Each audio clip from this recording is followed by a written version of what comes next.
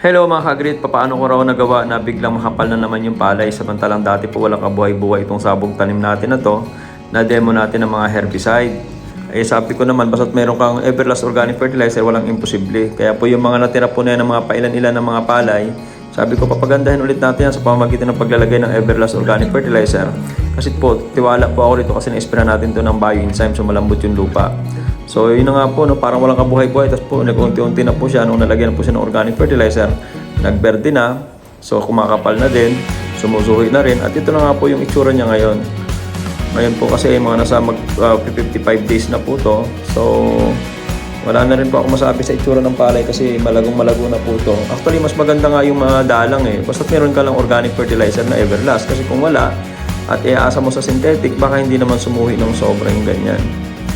Yan na po yung resulta ngayon ng ating sabog tanim. Maganda pa rin po siya.